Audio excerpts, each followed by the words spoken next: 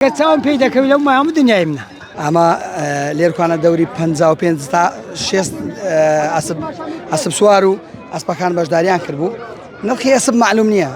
ئەسب نرخەکی دیاریکراوی نیە. ئەسب دەگەڕێتەوە سەر ئەو ڕۆژەی مەیدانی دەکا و سەرکردنی ساحیبەکەی، یعنی شتێک نییە معدود بی، شتێک نییە دیاریکراو بی.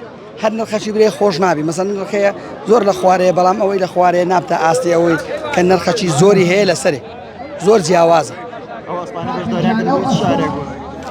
لە هەموو شارەکانی کوردستان و خۆشبەختانە بەشداریان کردبوو، لە قەڵاتزێ، لە ڕانیە، لە سلێمانی، لە گەرمیان، لە شارە زۆر، لە هەڵەبجەی شەید، لە کەرکووکی سەربەرز، لە هەولێری پایتەخت، لە هەموو لایەکانەوە بەشداریان کردبوو. سوپاس بۆ خوای گەورە زۆر بە سەلامەتی شەکەمان بەسەر کەوتووی بەسەرچوو.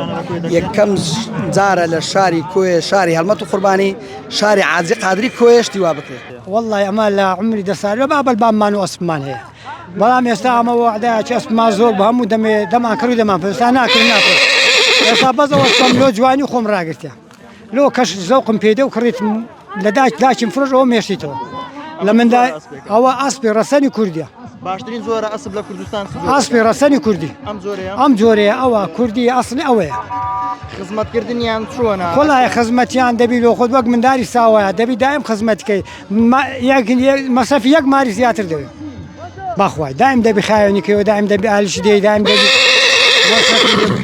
نرخیان چۆنە؟ وەڵڵای ئەوە گرانە، وەڵڵای ئەوە عداچ پارەی چخلاییان دایم، بەس بەخوای ئێستا هیچ ناکە.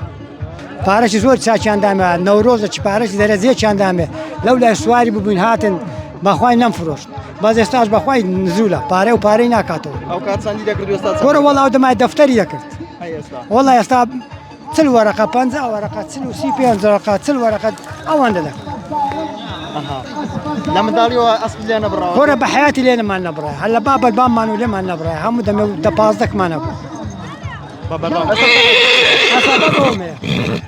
ئەو بەسەوەم هەیە. چێژی چیام هەبوونی؟ وەڵڵای ئەوە لە بۆ زەوقی خۆمانە. وەڵڵای ئەگەر چاوم پێی دەکەوی لەو مای هەموو دنیای منە، بەڕاستی. ئەگە ئەوم نەوی وەڵام لەوانەیە هۆشم لە خۆم نەمینە. هاتوچۆ و گەڕانی پێ دەکەن؟ زۆر جار گەڕانی پێ دەکەن، لەولا پێی دەچین یان حەفلەکەوە بی. وەڵای ئەوە دوو جارە لەو حەفلەیاتم، جارێک لە کلمە ئەوەی مزگەفتی گەورە بوو، نەورۆزێک بوو. ئێستاش ئەو ڕۆبانجیان کردم لەوە ئەوەی هاتم. وەرە سوابە لە بۆ ئەوەی گوتیان وەرە پێما خۆشە، پێ خۆشحاڵ دەبین بێ. وەڵامیش هاتم لەگەڵیان. هەمووی حەزیان لێ، یەکیان برێ حەز لێنی ئەوانە. ئێستا ئەوەیە لۆ خۆی دەردەی بابە لۆم بکڕێچکە.